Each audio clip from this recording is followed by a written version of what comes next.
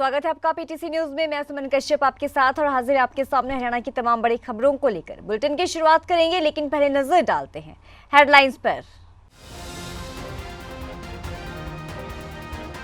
CM Saini ने किसानों के लिए किया बड़ा ऐलान। किसानों का 133 करोड़ 55 लाख रुपए कर्ज होगा माफ। सीएम बोले सरकार प्रदेश भर में सभी फसलों को एमएसपी पर खरीदेगी।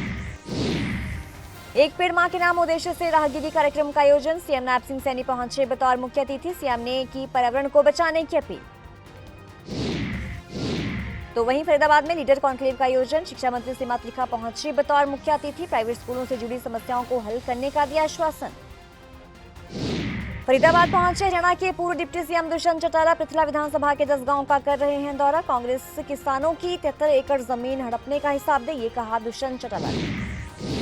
कुरुक्षेत्र में भाजपा की विजय शंखनाद रैली। केंद्रीय मंत्री धर्मेंद्र प्रधान ने सीएम सैनी की घोषणाओं को सराहा। कहा सीएम ने किसानों के लिए सौगात की झड़ी लगाई।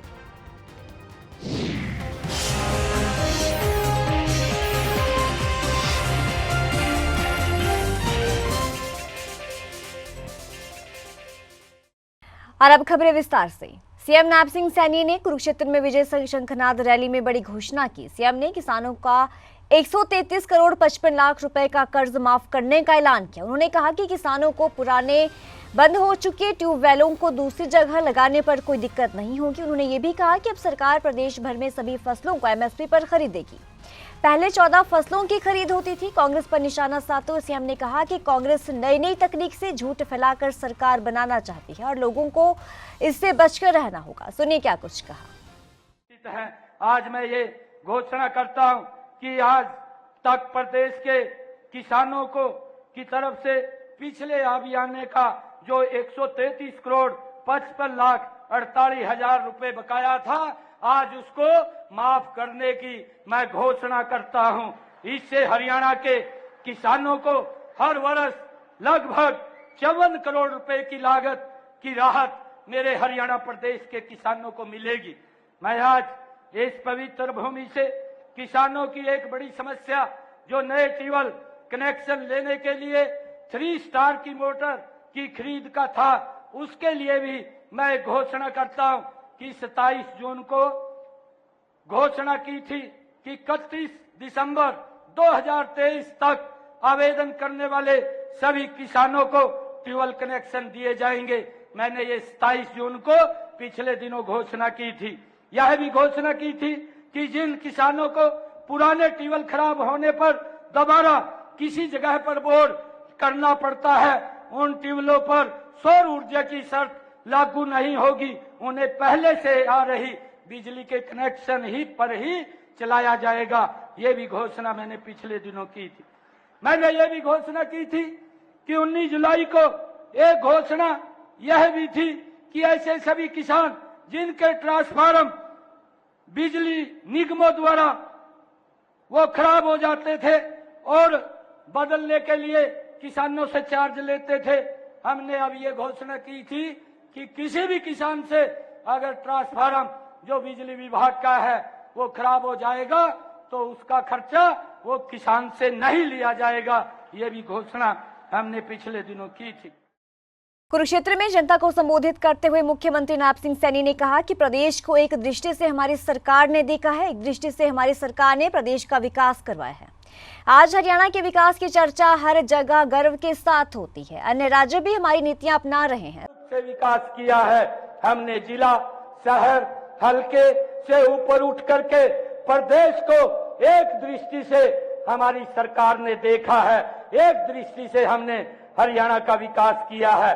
प्रदेश में 4 लेन व 6 लेन हाईवे का जाल हमारी सरकार में ये बिछा है। यातायात को और सुगम बनाने के लिए bypass, flyover, railway bridge, under bridge बनाने का काम भी इन 10 वर्षों में बड़ी गति से ये हमारी सरकार ने किया है। मुझे ये गर्व होता है कि गरीब से गरीब व्यक्ति को मुफ्त इलाज देने की व्यवस्था इन 10 वर्षों में ये डबल इंजन की सरकार ने भाइयों की है। आज हरियाणा के विकास की चर्चा पूरे देश के अंदर बड़े गर्व के साथ होती है। अन्य राज्य भी हमारी नीतियों को अपना रहे हैं। गांव में लगभग 10 वर्षों में 23,000 586 करोड़ रुपए की लागत से हमने पिछले 10 वर्षों में विकास की एक नई दिशा तय की है। मैं अगर बात करूं, आज मैं थानेश्वर की इस पवित्र भूमि पर थानेश्वर विधानसभा की इस रैली के अंदर आज इसका श्री गणेश हो रहा है। मैं थानेश्वर के अंदर 500 करोड़ रुपए की लागत से श्री कृष्ण आयुष विश्वविद्यालय स्थापित किया जा रहा है। ये इन्हीं 10 वर्षों के अंदर हुआ है। 24 करोड़ रुपए की लागत से जम्मू कला में राजकीय महाविद्यालय, कुरुक्षेत्र में राजकीय कन्या विद्यालय स्थापित किया गया है। ये भी इन 10 वर्षों के अंदर हुआ है। मुझे ये खुशी है 108 करोड़ रुपए की लागत से नेशनल इंस्टीट्यूट ऑफ डिजाइन का निर्माण किया गया है। मुझे ये भी खुशी है कि 2 करोड़ रुपए की लागत से राजकीय विद्यालय पीपली के नए भवन का निर्माण भी किया गया है। कुरुक्षेत्र में भाजपा की विजय शंखनाद रैली के दौरान भाजपा के हरियाणा चुनाव प्रभारी और केंद्रीय मंत्री धर्मेंद्र प्रधान ने कहा कि मुख्यमंत्री ने हरियाणा के किसानों के लिए सौगात की झड़ी लगा दी है। हरियाणा एक ऐसा पहला राज्य होगा जिसमें हर फसल एमएसपी पर खरीदी जाएगी। उन्होंने कहा कि कांग्रेस पार्टी आज हमें चुनौती दे रही है हिसाब मांगने के लिए। हमें हरियाणा के नागरिकों को हिसाब देना है। हमें नॉन स्टॉप विकास किया है और कांग्रेस के विकास पर फुल स्टॉप लगाया था। धर्म सभा में, कुरु सभा में देश को आगे ले जाने के लिए हरियाणा केवल अपने बारे में सोचने वाला कौम नहीं है। देश के बारे में, दुनिया के बारे में सोच के नेतृत्व लेने वाला प्रदेश की नाम है हरियाणा। मैं देश की ओर से निवेदन करने आया हूं हरियाणा को। हरियाणा में भारतीय जनता पार्टी की तीसरी बार सरकार बना के आशीर्वाद करके हैट्रिक बनाइए। देश की प्रगति को हरियाणा नेतृत्व करे।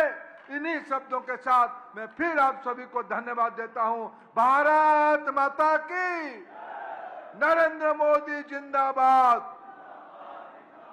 नायब सिंह सैनी आगे बढ़ो।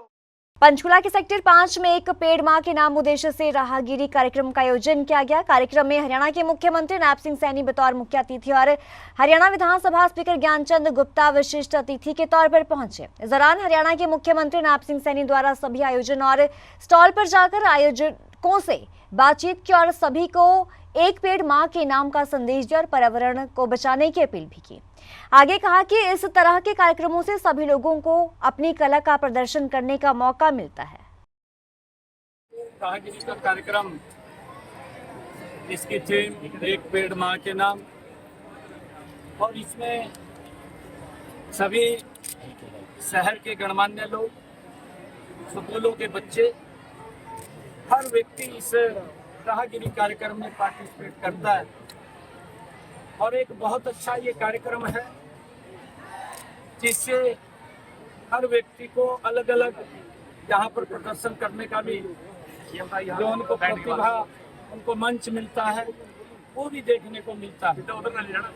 हमारे बच्चे, कोई योगा के अंदर लगा हुआ है, कोई शूटिंग में लगा हुआ है, कोई वॉलीबॉल का खिलाड़ी है और कोई हमारे यहाँ पर खो खो के खिलाड़ी हैं। अलग अलग खिलाड़ियों को भी यहाँ पर इस राहगिरी के कार्यक्रम में प्रदर्शन करने का अवसर मिलता है। और कुछ हमारी सेल्फ हेल्प ग्रुप की जो बहनें हैं, उनको भी अपना जो प्रोडक्ट बनाते हैं, उस प्रोडक्ट को भी इस स्थान के ऊपर उनको दिखाने का, उस प्रतिभा को लोगों के बीच में ले जाने का एक अच्छा अवसर यहाँ पर मिलता है। ये राहगिरी का कार्यक्रम, क्योंकि आजकल जो हम स्वस्थ है की दृष्टि से हम स्वस्थ रहें, सुबह सुबह उठ करके हम सब ऐसे कार्यक्रमों में हमने शरीक करनी चाहिए। इससे हमारा आपस में मिलना जुलना भी रहता है। इस भाग दौड़ जिंदगी में हम स्वस्थ भी रहते हैं, स्वस्थ के साथ साथ दवाइयों से दूर, बीमारियों से दूर हो जाते हैं। हमारे में नई ऊर्जा का संचार होता है, नई ऊर्जा का संचार होता है तो विकास की भी एक गति बढ़ती है। फरीदाबाद में इंडियन प्राइवेट स्कूल एसोसिएशन द्वारा लीडर कॉन्क्लेव का आयोजन किया गया, जिसमें शिक्षा मंत्री सीमा त्रिखा ने बतौर मुख्य अतिथि शिरकत की और दीप जलाकर कॉन्क्लेव का शुभारंभ किया। इस कार्यक्रम में लगभग 250 स्कूलों के लीडर्स ने हिस्सा लिया। शिक्षा मंत्री सीमा त्रिखा ने पत्रकारों से बातचीत करते हुए कहा कि कार्यक्रम के माध्यम से जो समस्याएं सामने रखी हैं वो समस्याएं उनके संज्ञान में पहले से ही और वो प्रयास कर रही हैं उन समस्याओं का समाधान हो सके। प्राइवेट स्कूल एसोसिएशन के सभी साथी इकट्ठे हुए और बतौर शिक्षा मंत्री नहीं, बतौर शिक्षिका मैंने आज शिरकत करी है इनके साथ और इनकी बात जो इन्होंने मेरे तक पहले भी दी थी मेरे तक है और मैं उसमें प्रयास कर रही हूँ कि और बेहतर कर सकें हम। मेन मुद्दे क्या उठाए गए थे? मेन मुद्दे जो मैंने अभी मंच से बोले, हमारे पास एक्चुअली टेक्निकल इश्यूज बहुत हो जाते हैं। अब अगर एक क्लास 40 बच्चों की होनी चाहिए मान लो, और अगर एक क्लास में 45 बच्चे आ गए, अब टीचर बेचारा स्कूल ओनर क्या करे, 5 बच्चे के लिए नई क्लास और नए टीचर्स पैदा करे या 5 को उसी क्लास में एडजस्ट करना। प्रदेश में होने वाले विधानसभा चुनावों को लेकर प्रदेश की तमाम पार्टियां एक्टिव मोड में दिखाई दे रही हैं, जिसके चलते फरीदाबाद के पृथला विधानसभा में जेजेपी पार्टी के जन जागरण अभियान के तहत पृथला विधानसभा के 10 गांवों के दौरे पर पहुंचे पूर्व डिप्टी सीएम दुष्यंत चौटाला का जगह जहां ग्रामीणों ने भव्य स्वागत किया। कांग्रेस के हरियाणा मांगे हिसाब पर बोलते हुए कहा कि कांग्रेस पहले अपने कार्यकाल में किसानों की 73,000 एकड़ जमीन हड़पने का हिसाब दी। 73,000 एकड़ जो उनके शासन के अंदर किसान की जमीन को लूटा गया और उसका सबसे बड़ा उदाहरण बीपीटीपी है, उसका हिसाब दे दे हरियाणा की जनता को। हरियाणा के मुख्यमंत्री नायब सिंह सैनी और हरियाणा विधानसभा अध्यक्ष ज्ञानचंद गुप्ता की उपस्थिति में जेजेपी और कांग्रेस कार्यकर्ता भाजपा में शामिल हुए। इस दौरान विधानसभा अध्यक्ष ज्ञानचंद गुप्ता ने कहा कि सभी का भाजपा में शामिल होने पर स्वागत करते हैं। भाजपा में पूरा मान सम्मान मिलेगा। भाजपा एक ऐसी पार्टी है जहां एक कार्यकर्ता मेहनत के आधार पर ऊंचाइयों तक पहुंच सकता है। जिन्होंने भारतीय जनता पार्टी की सदस्यता ग्रहण की है और उनके साथ सैकड़ों कार्यकर्ता जननायक जनता पार्टी छोड़कर के भारतीय जनता पार्टी में शामिल हुए हैं, ऐसे भाई भाग सिंह दमदमा जी, उपस्थित सभी कार्यकर्ता बंधुओं, सबसे पहले तो मैं भाग सिंह जी का और उनकी पूरी टीम का भारतीय जनता पार्टी में शामिल होने पर हार्दिक स्वागत करता हूं, अभिनंदन करता हूं और उनको ये विश्वास दिलाता हूं कि हमारी पार्टी में उनको सबको पूरा मान और सम्मान मिलेगा। भारतीय जनता पार्टी एक ऐसी पार्टी है जो कार्यकर्ताओं की पार्टी है। भारतीय जनता पार्टी एक ऐसी पार्टी है जिस पार्टी के अंदर एक छोटे से छोटा कार्यकर्ता किसी भी ऊंचाई तक जा सकता है। वो अपनी मेहनत के आधार पर, अपने परिश्रम के आधार पर, अपने कर्म के आधार पर भारतीय जनता पार्टी के अंदर जिस भी कार्यकर्ता ने मेहनत की उन्होंने ऊंचाइयों को छुआ। दिल्ली जयपुर हाईवे पर रेवाड़ी के मसानी बैराज स्थित कई एकड़ जमीन पर भरा दूषित पानी स्थानीय ग्रामीणों के लिए नासूर बना हुआ है। आसपास के गांव के लोग लंबे समय से दूषित पानी की समस्या से जूझ रहे हैं, लेकिन इस समस्या का समाधान नहीं हो रहा है। तो आसपास के ग्रामीण साबी बैराज पर एकत्रित हुए, जिनके बीच रेवाड़ी विधायक चिरंजीव राव भी पहुंचे। चिरंजीव राव ने कहा कि वो विधानसभा में कई बार इस मामले को उठा चुके हैं, लेकिन सरकार सुनवाई नहीं कर रही है। देखिए, आपको ध्यान होगा बीजेपी सरकार ने बहुत वाहवाही लूटी थी कि हम इस क्षेत्र को पर्यटन स्थल बनाएंगे, यहाँ पर हम नौका विहार होगा, लोगों को रोजगार देने की बात की थी। आज अगर आप इस यहाँ पर देखेंगे, दृश्य देखेंगे, तो मुझे लगता है कितनी ज़्यादा लोगों को यहाँ तकलीफ हो रही है, कितनी ज़्यादा लोगों को कैंसर की बीमारी बढ़ रही है, कितने ज़्यादा यहाँ पर्यावरण को नुकसान हो रहा है, कितनी भारी संख्या के अंदर यहाँ मछलियाँ थी जो मर गई इस वजह से। और आए दिन हम देखते हैं लोगों के खेतों के अंदर ये केमिकल युक्त पानी जा रहा है। इसके आवाज़ मैंने लगातार सदन के अंदर उठाई पिछले 5 सालों के अंदर, पर उसके बावजूद भी इनके ऊपर कोई असर नहीं हुआ। मेरे पिता भी पिछले दिनों में मुख्यमंत्री से मिले थे इसको लेकर और हमने उनसे आग्रह किया था कि उसका कोई समाधान कराएं, पर 10 साल हो गए इनकी सरकार को, और जिस चीज़ को इन्होंने अपनी सबसे बड़ी उपलब्धि बताई थी, आज आप देखिए आपके ये सामने है कि कितनी ज़्यादा दुख तकलीफ यहाँ आसपास के गाँव को हो रही है, चाहे खरकड़ा हो, खलियावास हो, निकरी हो, बरसाना हो।